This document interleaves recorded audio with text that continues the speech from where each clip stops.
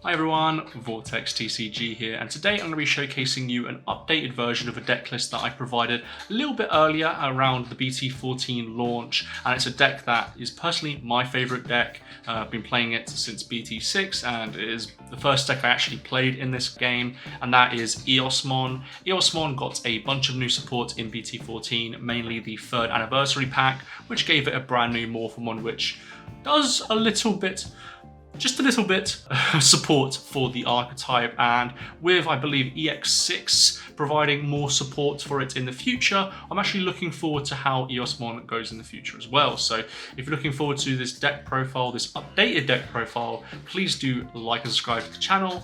Yeah, let's get straight into the deck profile. And here we are with the deck profile. I'm going to start off with the eggs first. There isn't really much to say about this, unfortunately, but we play 4 Pinamon. There isn't really a good Digi egg at the moment for this deck, essentially. The only ones that I could think of was the one that gives you a memory when you unsuspend, and this one that lets you draw a card when you swing over. So there isn't really a good choice in my opinion. It's just a case of which one do you pick. And this is a draw element to it, and this deck sometimes lacks draw, so we play this one. Then we get onto the level 3s, and of course we're playing the 4 Eosmon from the new 3rd survey pack. This is going to be your main searcher of the deck now. We don't play the BT6 Morphemon. This one allows you to look at the top 3 cards, add an Eosmon and a Manoa, and then if you have a Eosmon already in play, you get to put it underneath, and then you get to play a Manoa for free. It also has a really good heritable of when another Eosmon is played, which is the normal gameplay mechanic of this deck, get to Digivolve into an Eosmon from your hand with the Digievolution cost reduced by 3. So you're able to go into your big Eosmon for a cost of 2. So this card just does a lot of heavy lifting in the deck. It's a searcher, allows you to play the Tamer, allows you to reduce costs. It does a lot for the deck, and you need to play this at 4. Then we get on to Ukomon. This is from the demo deck, but also the Tamer Party pack, which I believe is coming out soon for us. This is a generic white Digimon that you can be playing, and it has a simple effect of when one of your Digimon moves from the breeding area to the battle area, you get to hatch another egg in the breeding area and then gain 1 memory. This is the early aggression that you kind of need with this deck. Just gaining the small advantage of gaining memory, hatching an egg, and all that kind of stuff is very, very nice for this deck alone. And there isn't really any other good level 3s to play in this deck, if I'm being perfectly honest.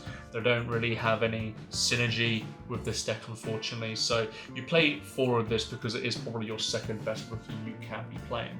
Then we also play some Floodgates in the Pomamon. This kind of does affect you as well, but it hopefully affects your opponent a little bit more in the long run. But yeah, this card just isn't it's just good against stuff like the Fenrir Lugamon, for example, D-Brigade, all those kind of things. So you play 2 of that, and then you also play 2 of the Terriermon. You gain a lot of memory in certain decks, and this card allows you to stop that.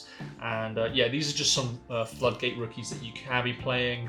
There are other ones that you can be playing also, but in my opinion, there isn't really any better rookies to play in this deck, so you just play those 2. Getting on to level 4s, and we only play 4 of these. We play 4 Eosmon level 4. This is a really good card, allows you to play a Tamer for free, but the unfortunate thing is that your opponent then is able to play a Tamer for free.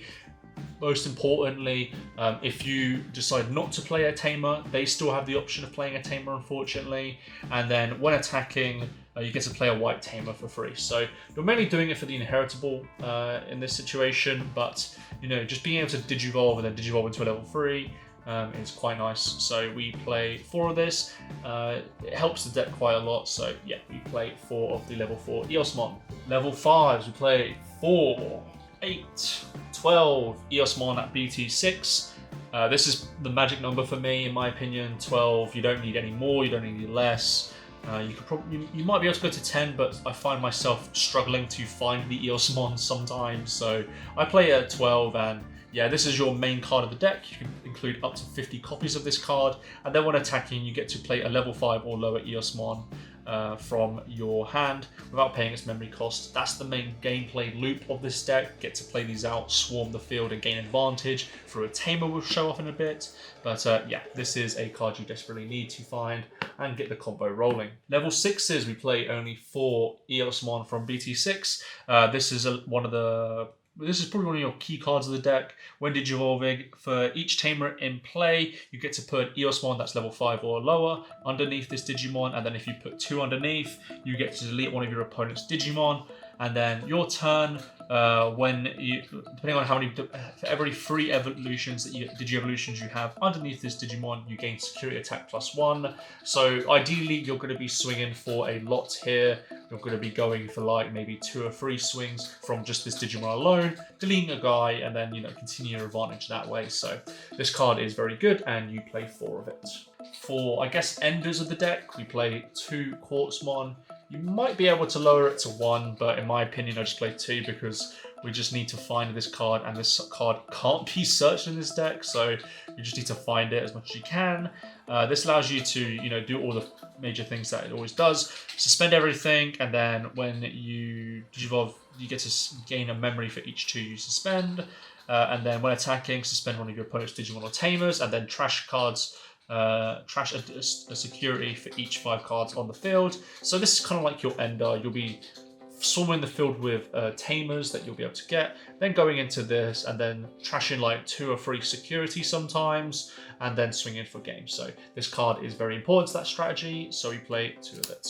We also play 2 Defexmon. You might think this is a bit overkill, but in my opinion, you just need to have win conditions in this deck, and Defex can really help you in that situation. Really helps you against stuff like D-Brigade, but also helps you against stuff like Fenry Lugamon, other swarming decks in the format. You know, the D-Digivolve and then delete everything that's level 4 or lower is very important. And yeah, it's just a nice body that you can play for relatively cheap as well, because you're going to give them tamers also. So yeah, you play 2 of this in the deck. For tamers, we play 3 Analog Youth. I looked at some of the comments from the previous deck list that I did for Eosmon, and I kind of have to agree now. I think you kind of have to play Analog. I still don't like it because there have been times where I do get rid of Manoa and there's no way to get it essentially, but you kind of need it because you need your Eosmon in trash to get your level 6s going. So yeah, I kind of get it, but at the same time it kind of sucks, but you kind of need to play 3 of it just to get the cycle going. So we play 3 of that. We also play 3 of the Louis. This is in conjunction with the Ukomon. Allows you to move up a level 3 or higher Digimon from your raising to the battle area, and when you do, you get to suspend this guy to gain a memory. So the combo is that you put the Uko and then the Louis here, and then you use the Louis to promote the Uko, then you gain 2 memory from that, and you're able to hatch another egg as well. So really good feedback loop that you get with this card, with these cards. So you play 3 of it. For the last tamer, we play 4 Manoa Bellucci. This is your main win condition of the deck. So it allows you, this is set to 3 tamer, a memory tamer, so that's very important for the deck. When you are to play a Eosmon, so not Digivolve, but play an Eosmon, you get to suspend this this tamer to then look at the top 3 cards, add a tamer or an Eosmon, and then opponent's turn, your opponent's tamers cannot be unsuspended if you have an Eosmon in play. So really good anti-meta card, weirdly, but it also works well with the Quartzmon, for example. So yeah, this card is very good. It's your main searcher of the deck when you get to the point where you play loads of Eosmon, so you play 4 of this. And lastly, the final card we play, which is the Cutting Edge. This allows you to play a level 5 or lower Eosmon and then get to delete something with DP less than or equal to the Digimon played by this effect. It also has the same security effect. Also, we don't have trouble finding white sources in this deck, obviously. Stuff like the Louis and the Ukomon actually help in this situation. But the reason why we play this is because we just need some sort of interruption. This deck is notoriously slow, so just having a way to, you know, slow down your opponent's swing turn is very nice. So yeah, you play 4 of it. It is very nice to interrupt your opponent, and that is the Eosmon deck profile. Anyways, that has been the deck profile for Eosmon. it still has a lot of issues and it still needs a huge amount of support. Hopefully with the new support announced, we'll get that in the future, but would I recommend playing this deck right now? Probably not. This is kind of just like a fun deck, so if you're looking for a fun deck to play at locals, I would definitely recommend this. But yeah, definitely needs some new support coming out soon. I want to say thank you for all the support on the previous Eosmon deck list that I did. A lot of you guys actually gave some advice for the deck going forward. Some of the stuff that I mentioned in this video, like the analog and maybe the Uko Louis package. So thank you all for that. And yeah, if you like this video, please do like and subscribe to the channel. Thank you all for watching this video, and I'll see you all in the next one.